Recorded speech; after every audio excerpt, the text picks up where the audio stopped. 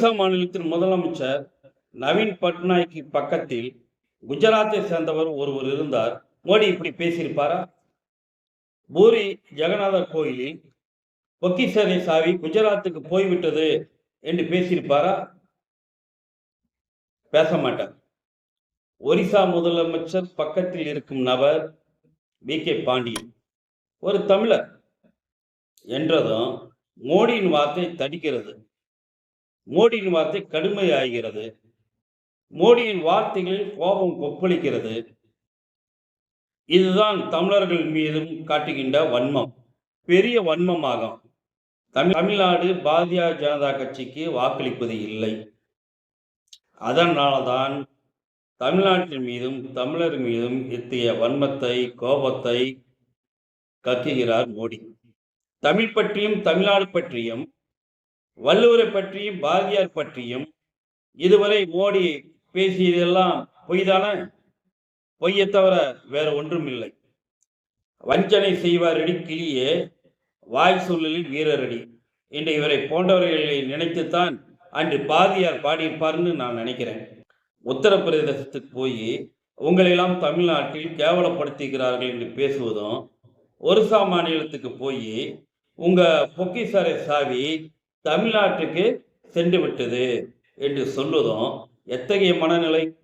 இன்னும் 5 நாளைக்கோ 7 நாளைக்கோ இருக்கிற பதவியில் இருக்கிற பிரதமர் மோடி தேர்தல் கூட்டங்களில் பேசிட்டு இருக்கார். மாதம் வரை இதே நவீன் பட்நாயக் வீட்டில்தான், அவர் வீட்டு வாசல்தான் பாஜக தலைவர்கள் நின்று கொண்டிருந்தார்கள், பேச்சுவார்த்தை நடத்தி கொண்டிருந்தார்கள். 19,000 கோடி மதிப்பிலான வளர்ச்சி திட்டங்களை தொடங்கி வைக்கும் விழாவில் நவீன் பட்நாயக்கும் மோடியும் ஒரு சேர கலந்து கொண்டார்கள். 15 ஆண்டுகளுக்கு பிறகு தேசிய ஜனநாயக கூட்டணிக்கு நவீன் பட்நாயக் கட்சி வருகிறது என்று பெருமை பேசிக் கொண்டார்கள், தம்பட்டம் அடித்துக் கொண்டார்கள். கடைசியில் என்னாச்சு? கூட்டணி சேரல. அதனால மோடிக்கும் அமித்ஷாவுக்கும் பயங்கர கோபம். நவீன் பட்நாயக்க கண்ணா புண்ணான்னு திட்ட ஆரம்பிச்சிட்டாங்க, விமர்சிக்க ஆரம்பிச்சிட்டாங்க. நவீன் பட்நாயக்கு அவங்களோட கூட்டு சேராத காரணம், பாஜகவோட கூட்டு சேராததுக்கு காரணம் அவர் பக்கத்தில் அருகில் இருக்கிற வி.கே. பாண்டியன் தான் அப்படிங்கிறது அவங்க மேலே இருக்கக்கூடிய கோபம். இந்த முடிவுக்கு, அதாவது பாஜகவோட கூட்டணி வைக்கக்கூடாது அப்படிங்கிற முடிவுக்கு வருவதுக்கு காரணம் யாருன்னு அவங்க கண்டுபிடிச்சாங்கன்னா, அவர் பக்கத்தில் இருக்கார்ல வி.கே. பாண்டியன் தான் அப்படின்னு அவங்க நினைச்சாங்க. அது உண்மையும் கூட. அதனால தான் வி.கே. பாண்டியன் மீது ஒரு அபாண்டமான ஒரு பழிச்சொல்லை வி.கே. பாண்டியன் மீது போடுற மாதிரி வி.கே. பாண்டியன் நேரடியாக குறிப்பிட்டு சொல்லியிருக்கலாம்.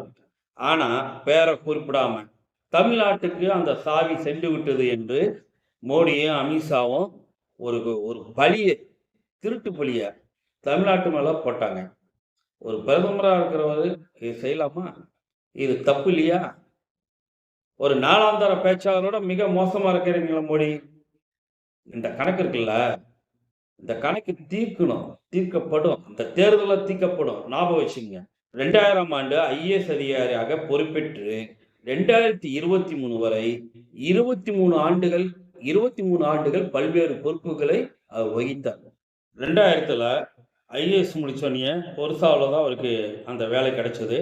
அந்த மாவட்டத்துக்கு போனார், பல்வேறு மாவட்டங்களில் பணியாற்றினார். 2005ஆம் ஆண்டு தான் ஒரிசாவின் மிகப்பெரிய மாவட்டமான மயூர்பஞ்ச் மாவட்ட ஆட்சியராக நியமிக்கப்பட்டார். மாற்றுத்திறனாளிகளுக்கு சான்றிதழ்களை வழங்குவதற்காக ஒற்றை சாளர முறையை கொண்டு வந்தவர் இவர்தான். இந்த திட்டத்தை செயல்படுத்திய காரணத்தினால் பல்லாயிரக்கணக்கான மக்களுக்கு சான்றிதழ்கள் கிடைக்கப்பட்டது. மக்கள் பயனடைந்தார். மயூர்பஞ்சில் அவர் செய்த பணிக்காக இந்திய குடியரசுத் தலைவர் தேசிய விருதை பெற்றார். அதன் பிறகுதான் வி.கே. பாண்டியன் பயன்படுத்தி இந்த முறையை தான் நாடு முழுவதும் எல்லா மாநிலங்களிலும் பயன்படுத்தினாங்க. அப்போது ஹெலன் ஹெல்லர் விருதையும் பெற்றார். நாட்டின் சிறந்த மாவட்டத்துக்கான தேசிய விருதை 2 முறை பெற்றிருக்காரு. 2011ஆம் ஆண்டில் இருந்து முதலமைச்சர் நவீன் பட்நாயக்கின் தனிச் செயலாளராக நியமிக்கப்பட்டார். 2023 வரைக்கும் அந்த தனிச் செயலர் பதவியில இருந்தார். 2019 அவர் மாற்று நிகழ்ச்சி செயலாளராக நியமிக்கப்பட்டார். ஒரிசாவின் அனைத்து உயர்நிலைப் பள்ளிகளும் சாட் பள்ளிகளாக மாற்றப்பட்டன. முதியோருக்கு மாத ஓய்வூதியமாக 1000, இளைஞர்களுக்கு ஆண்டு உதவித்தொகையாக 10,000 ஆகியவற்றை வழங்க வழிவகுத்தார். பெண்கள் வட்டி இல்லாம 5 லட்ச ரூபாய் கடன் பெறலாங்கிற திட்டமும் இவர் கொண்டு வந்தது தான். இது மக்கள் மத்தியில மிகவும் பிரபலமாகி நவீன் பட்நாயக்குடைய செல்வாக்குக்கு ஒரு பெரிய செல்வாக்கு அவருக்கு ஏற்படுத்தி கொடுத்தது.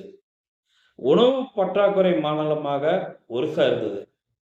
பார்த்தோம்னா ஒரிசா தொழிலாளர்கள்லாம் இன்னும் தமிழ்நாட்டில் இருக்காங்க, இங்க வந்திருக்காங்க. இருந்தாலும் உணவு பற்றாக்குறை மாநிலமாக ஒரிசா இருந்தது. சமயத்தில் இவர் போட்ட திட்டங்கள், செயல்படுத்திய விதங்கள் மூலமாக இன்றைக்கு உணவு பங்களிப்பில் ஒரிசா 3வது இடமாக இந்தியாவில் இருக்கிறது. பூரி ஜெகநாதர் கோயிலை பாரம்பரிய வழித்தளமாக மாற்றியதும் இவரது சாதனையாகும். இப்படி சமூக வலைத்தளங்களில் வி.கே. பாண்டியன் சாதனைகள்லாம் பார்த்தோம்னா வரிசை கட்டி வர தொடங்கியிருக்குண்ணா. இப்போ ஓப்பன் பண்ணால் கூட அவருடைய சாதனைகள் நிறைய இதில் ஒன்றாவது மத்திய அரசில் 10 ஆண்டு இருந்தாங்கள்ல, மோடி அமித்ஷாவும் செஞ்சுருப்பாங்கன்னா அது கிடையாது என்பது நமக்கு நல்லாவே தெரியும். வி.கே. பாண்டியன் மனைவி சுஜாதா ஐஏஎஸ் அவர்கள் ஒரிசாவை சேர்ந்தவர். அந்த மண்ணின் மகள்தான். 2023ஆம் ஆண்டு நவம்பர் 27ஆம் தேதி தனது நிர்வாக பொறுப்பிலிருந்து விலகி பிஜு ஜனதா தளம் கட்சியில் வி.கே. பாண்டியன் இணைத்து கொண்டார். இது மாநில முதலமைச்சர் நவீன் பட்நாயக் அவர்களுக்கும் பிஜு ஜனதா தளம் கட்சிக்கும் பெரிய உற்சாகத்தை கொடுத்தது. இப்ப நவீன் பட்நாயக் வயசாயிருச்சு, அதனால அவரை ஏதோ ஒன்று பண்ணிடலாம் அப்படிங்கிறது மாஸ்டர் பிளான் தான் பாஜகவுடைய பிளானு. ஆனால் அந்த பாஜகவுடைய பகல் கனவுல பெரிய இடி விட வைத்தது வி.கே. பாண்டியனின் இந்த நடவடிக்கை. அதனால் ஒரு தனி மனிதருக்கு எதிரான தாக்குதலை ஒரு இனத்தின் மீதான தாக்குதலாக மோடி இந்த தேர்தலை மாற்றி இருக்கிறார். ஒரிசாவே ஒரு தமிழர் ஆளா அனுமதிக்கலாமா அப்படின்னு அமித்ஷா கேள்வி கேட்கிறாரு. தமிழ்நாட்டுக்கு அமித்ஷா வந்தார்ல, என்ன சொன்னார்? வருங்காலத்தில் இந்திய நாட்டின் பிரதமராக ஒரு தமிழர் வர வேண்டும் என நான் விரும்புகிறேன் அப்படின்னு மதுரை அந்த வீதியிலெல்லாம் பேசினார்.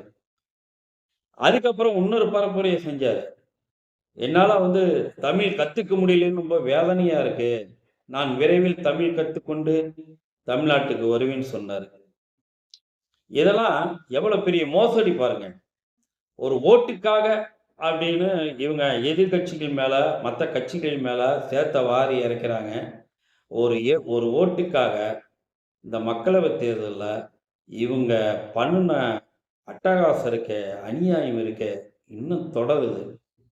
எல்லாத்தையும் மாற்றி, எல்லாத்தையும் மிரட்டி ஈடிய இப்போ நீதிமன்றத்தை கூட தன் கைப்பாவையாக 2 நாளைக்கு முன்னாடி சேர்த்துக்கிட்டாங்க. இந்த ஆர்எஸ்எஸ், இந்த பாஜகவுடைய மனநிலாம் பார்த்தோம்னா ஒரு பொறாம மனசோட தான் அவங்க இருப்பானுங்க. ஒரிசா முதல்வர் நவீன் பட்நாயக் இருக்காரு, அவர் பக்கத்தில் ஒரு தமிழர் வி.கே. பாண்டியன் இருக்காரு. அவருக்கு நம்பிக்கை உரியவராக இருக்காரு, நீ கட்சியிலையும் இருக்காரு. இந்த தேர்தலில் அவருடைய பங்கு தான் அதிகம். தேர்தல் பிரச்சாரத்தில் நல்ல முறையிலேயே அவருடைய வீச்சு இருந்தது. இந்த இவங்க சொன்னதுக்கெல்லாம் பதிலடி கொடுத்துருக்காரு. பிடிக்க அமித்ஷாவுக்கு என்ன அப்படின்னா, தங்களை தவிர வேற யாரையும் அவங்களுக்கு பிடிக்காது. அதனால் அவர்கள் இருவரையும் இந்தியாவுக்கே பிடிக்காமல் போனது. தேர்தலில் பார்த்தோம்னா அட்ரஸ் இல்லாத அனாதைகளாக மோடியும் அமித்ஷாவும் காணாமல் போவது நிச்சயம்.